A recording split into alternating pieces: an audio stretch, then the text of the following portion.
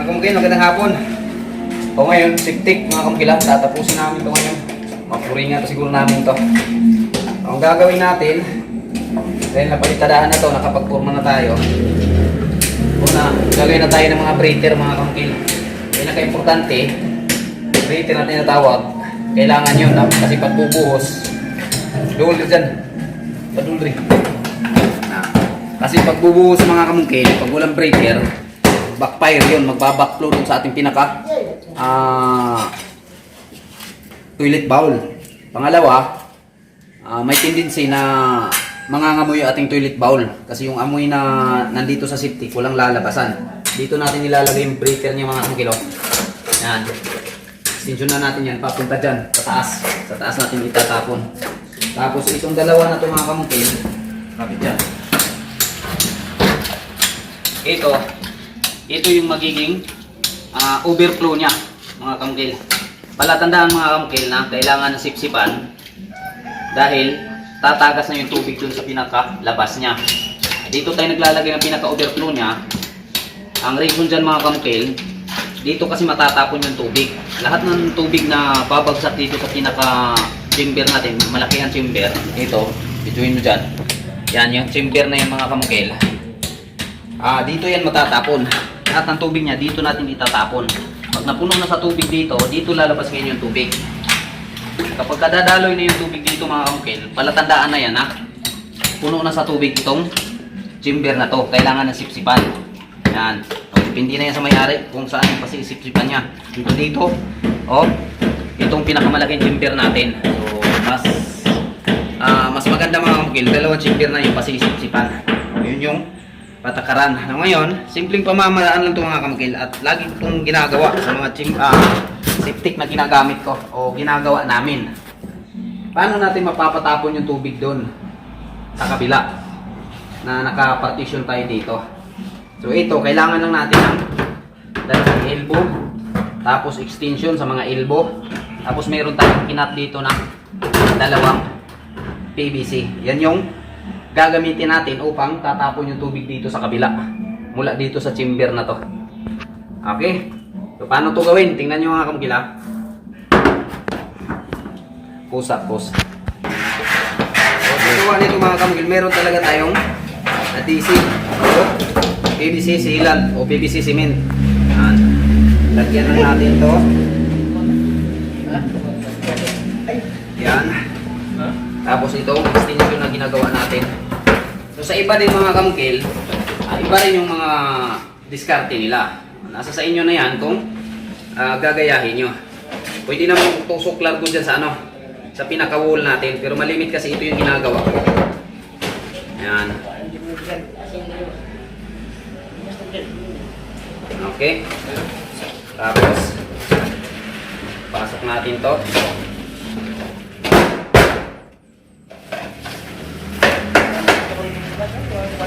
Yan. Kailangan may sealant mga kamukil.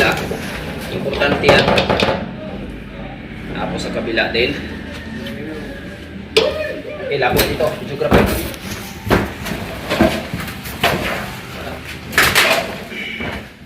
Ganyan lang yung mga kamukil. Yan. Yan lang yung pagkabanat niya. Tapos, pwede lang ganyan.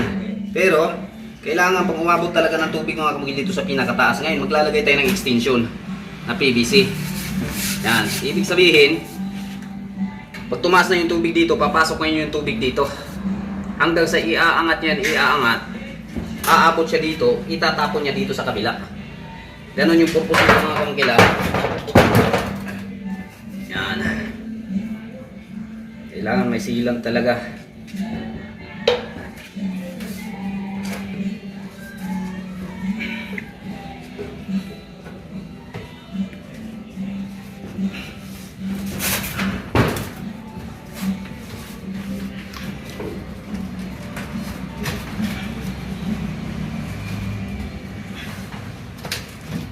Ganon yung pagkadiskarte niya mga kamukil. Tapos pwede na dito, hindi na natin lagyan yan mga kamukil. Dito ang pinaka-importante. Kasi dito naman mababagsak lahat ng mga tubig. Pag nagsi-CR tayo, dito natin pinabagsak yung dumi, ibig sabihin pati tubig dito mababagsak. O ngayon, papasok yung tubig dyan. Kapag napuno na ito, papasok siya dito, tatapon dito. Walang tendency mga kamukil na yung tubig dadaan dito. Kasi lahat dito yung dadaan. Kapag kaunti-unting napupuno tong chamber na to, itong pinakamalaki. Pero lagyan lang natin itong mga kamukil. Para okay.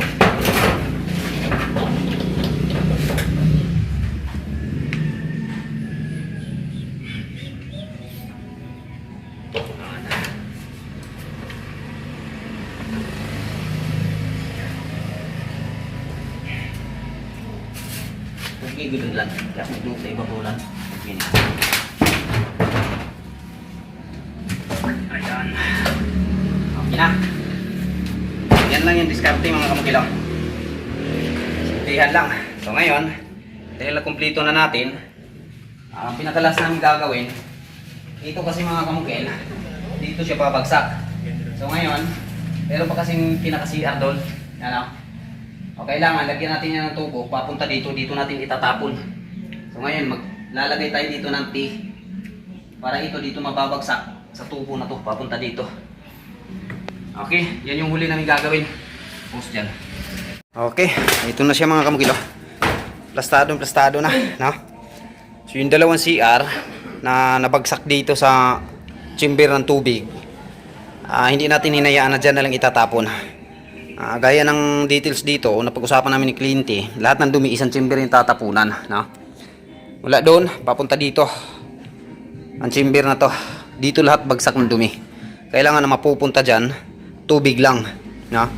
Yung overflow na nilalagay natin, dito lang na chamber, nilalagyan natin ng overflow. Ito. So hayaan natin yan. Pagka palatandaan natin mga kamukil, laging tandaan yan. Kapag lalabas na yung tubig dito sa PVC na to na nilalagay natin, pag dadaloy na yung tubig dyan, ibig sabihin puno na ng tubig itong chamber na to. Pero walang problema yan, as long as na hindi pa magbabaklo pag buhos natin dun sa ating septic mga kamukil. Pwede pa natin hindi pasipsipan yan.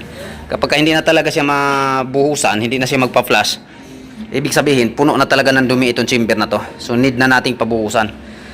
Tigit sa lahat, bakit kailangan walang dumi na mapupunta dyan sa chamber ng tubig? Kasi hahayaan lang natin itong dadaloy yung tubig dito. Kapag may dumi kasi dyan, ang dadaloy na tubig dito, mangangamoy lagi itong kanal na to. Kaya hindi natin hinayaan na may dumi na mababagsak dyan sa chamber na yan. Tubig lang talaga, no? O, ang unang mangyayari dito, mapupuno to. Kasi lahat ng dumi babagsak dito sa chamber na to, ibig sabihin aangat yung tubig na to. Lagi siyang aangat. Ngayon, hindi siya aangat sa pamamagitan na aabot yung tubig hanggang dito. Ang aangat lang dito, papasok yung tubig dito sa nilalagay nating backflow, no? O change water papunta dun sa chamber na to.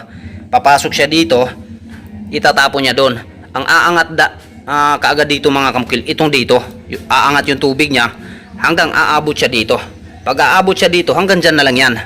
Lahat ng tubig na umaangat, papasok dito, itatapon niya dito, itatapon niya ngayon dito, papunta doon, no? So sa ganung paraan, lahat dumi yung mapapasok dito. Aabot yung time talaga mga kamukil na itong mga ano natin, itong mga tubo na to na dito babagsak yung dumi, matatabunan na yan ng dumi. Yun na yung time na kailangan nating pasipsipan. So yun po yung pinaka reason sa mga ginagawa ko dito. Ito naman, ito yung magiging breather. Ito yung magbibigay protection mga kamukil na iwas backflow o mahina yung pag buhos natin sa ating tubig o pag flush natin sa ating toilet bowl, mahina yung bagsak niya papunta dito sa mga septic na to dahil naglalagay tayo dito. Ngayon, pag bagsak kasi ng dumi natin, halimbawa ito yung pinakadulo, pagtapon ng tubig dyan kasama yung dumi natin, magkakaroon niya ng hangin dito sa ilalim. Pag walang hangin na malalabasan yung hangin na yon, pagbagsak ng dumi at tubig, walang malalabasan na ganito, pinaka-breather niya, babalik yung hangin na yun papunta dun sa toilet bowl. Magbabackflow yan. Kaya yun yung reason mga kamukil, minsan mahina yung flush ng ating toilet bowl. Baka isa sa dahilan kulang sa breather na ginagawa natin. Ito mga kamukil, pagka mapluringan na to, extension na lang natin to, dikit natin dito sa pader na to, pataas, para yung amoy niya nandun lang sa taas. Tapos lagyan natin ng takip, yung pinakataas, para iwas sa tubig ulan. So ngayon, lagyan na namin to ng flooring. Lagyan namin muna ng sin, no? Sin yung ginagamit namin dito, corrugated, makapal kasi to. Okay, mamaya tingnan natin kung mabuhusan namin to. Thank you. Okay, flooring na tayo mga kamukilo. Yung manhole natin, dalawa yung ginagawa natin, ano? Nasa mga gilid lang natin nilalagay kasi daanan to dito mga kamukil eh.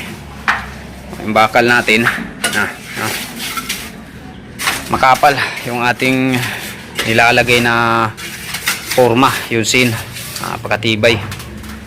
So doon yung pinaka-drop natin dyan, magkakaroon lang siya ng 2.5 inches mula sa pinaka-flooring ng kwarto. Dapat yung drop namin nasa 2.5 lang. Okay, yan na. Tapos talaga to ngayon mga kamukila, itong septic na to. Bukas pagta-tiles na naman nitong kwarto, yung pinaka ano ko kasi sa kliyente dito, dapat ngayong Ugos matatapos to siya. Sa trabaho ito na lang kasi mga kamukil, yung tratrabaho na malaki pagta-tiles. Pero tatlo kaming tile sitter dito, ako, si Rulan at si Jimmy. So 5 kwarto lang naman yung hindi pa nata-tiles. Sa tingin ko naman kayang-kaya, no? Sana lang ipaboran tayo ng panahon. Tapos may magsusunod sa pagsisiling. Ngayon update tayo mga kamukil dito sa ating pinaka-project sa kabuuan, no? Sa ngayon nandito lang muna tayo sa septic, yung pinaabot natin. Yan lang mga kamukil, maraming salamat.